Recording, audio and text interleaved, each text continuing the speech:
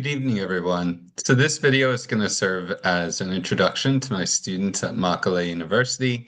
And also I want to go over the needs assessment, which we worked on this evening. I realized that we had a little bit of difficulty with our Zoom link and accessing the classroom. I know that some students had connection issues, so I wanted to share this video as a way to supplement what we did in class this evening. So first of all, welcome to our course. I'm very excited to be working with all of you. I've been teaching for nearly 20 years.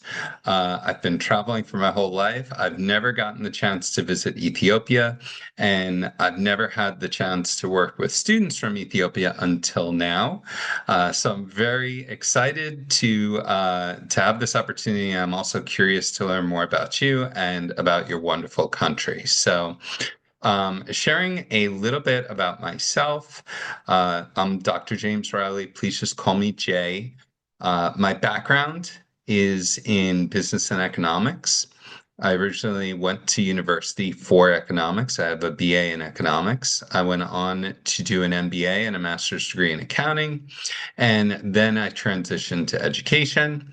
I have a master's degree in K-12 ESOL. I also have a specialist degree in instructional technology, and I have a doctorate in educational leadership with a focus on transformational leadership and social belonging. As I said, I've been teaching for nearly 20 years. I absolutely love teaching.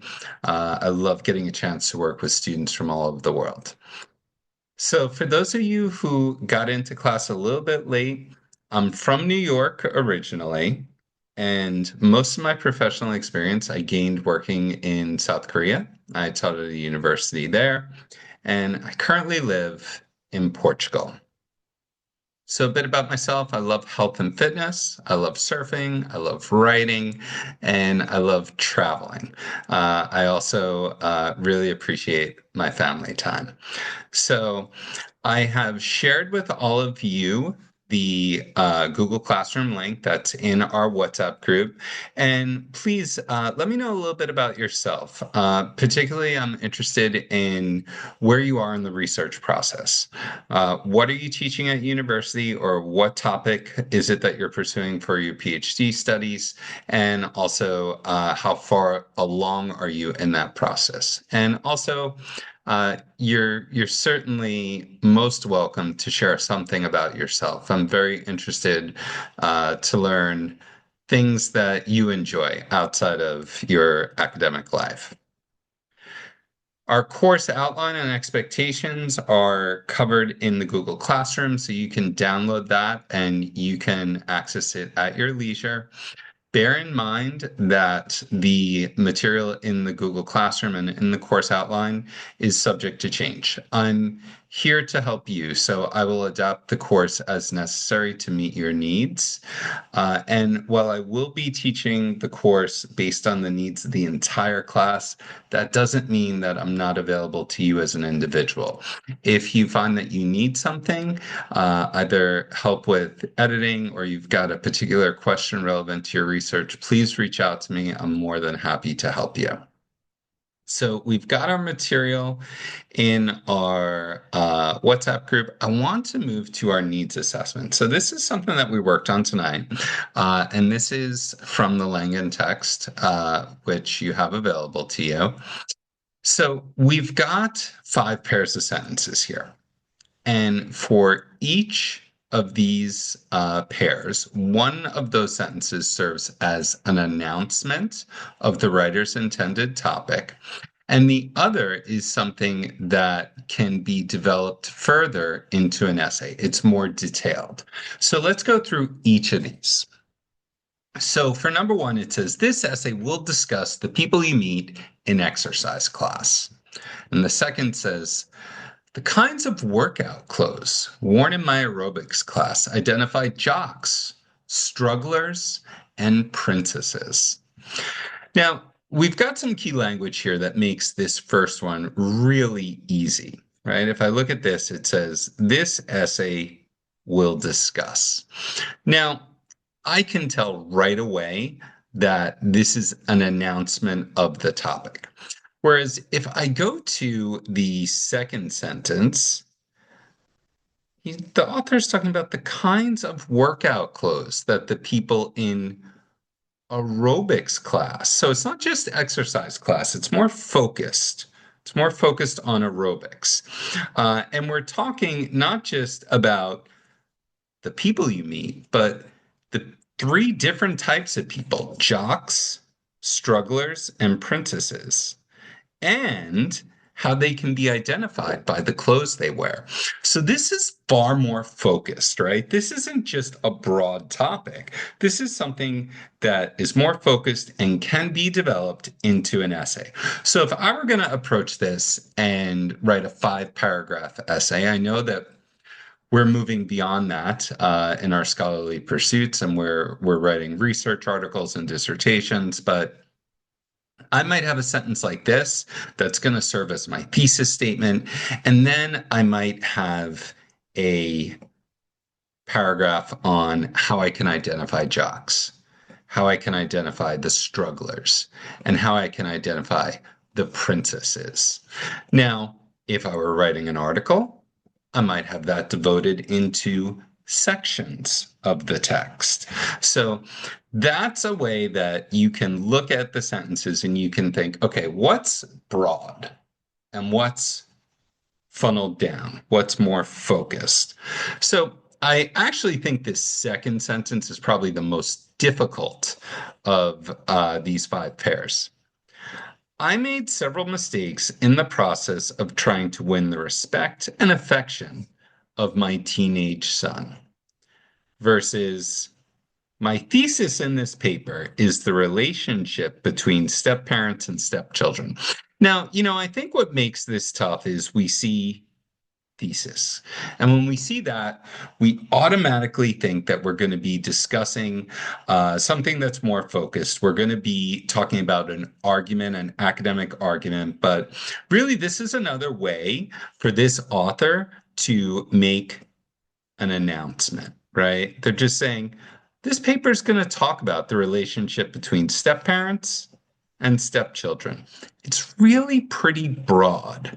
When we look at this first sentence here, I made several mistakes in the process of trying to win the respect and affection of my teenage stepson. Okay, so there we're focusing on a particular gender, not just stepchildren in general, but a stepson. We're not just talking about the relationship with them, which could be positive, it could be negative. We're talking about the mistakes that they made in trying to win their respect and affection. So again, we're moving to something that's more focused. As we go into our third pair of sentences here, a period of loneliness can teach you to use your creativity, sort out your values, and feel empathy for others. And the next one is loneliness is the subject of this paper. So I think this is pretty straightforward. When we look at this first sentence, we've got a lot of detail here, things that can be further developed, right? And that's what we're looking at. We're looking at things that can be developed into an essay. Whereas when we look at this second section here, loneliness is the subject of this paper.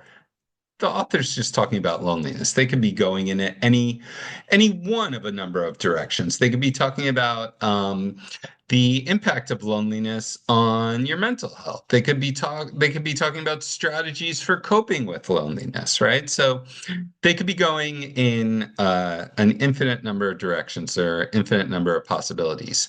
Whereas with this first sentence, a period of loneliness can teach you to use your creativity, sort out your values, and feel empathy for others. So there I've got topic sentences for body paragraphs in my essay. Perhaps I've got sections of a research article. So a lot of great information there.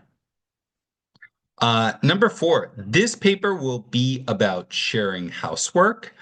I think we can tell right away this paper will be about that some key language this essay will discuss. Very similar. We're announcing a topic. Whereas when we get into that next sentence, Deciding who will perform certain unpleasant household chores can be the crisis that makes or breaks a marriage. So we're talking not just about housework, but we're talking about sharing housework. Who's going to do the unpleasant jobs? And the impact that can have on a marriage, on two partners, not just whether it's brothers and sisters sharing housework, roommates sharing housework. It's far more focused and far more easily developed into an academic text. And finally, number 5, my concern here is to discuss. So again, this author is using a variety of language, but we've got the same thing as this paper will be about. This essay will discuss my thesis in this paper. We're all talking about, all these sentences are talking about an announcement of a topic. My concern here is to discuss near-death experiences reported by some patients. Whereas the next sentence says, there are several possible explanations for the similar near-death experiences reported by some patients. So again, I actually think this last sentence is still a little broad, right? But the author is indicating that there are several explanations, and that gives the opportunity for more development. It's still not as focused as some of the other sentences up here, but it's more focused than the first example in sentence 5. Okay, so let's take a look then. Since we've been talking about narrowing down our topics, let's take a look at this example here. Okay, and this is again from your Langen text. So we're starting with a broad topic in this first example, apartments.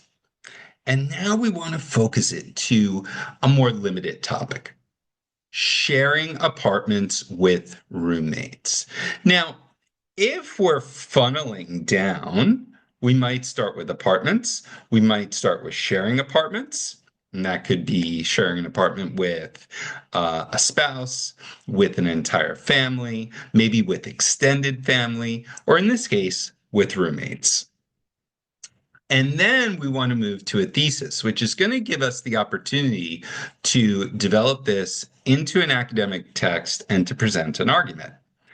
Sharing an apartment with a roommate calls for goodwill, a sense of give and take, and plenty of intelligence.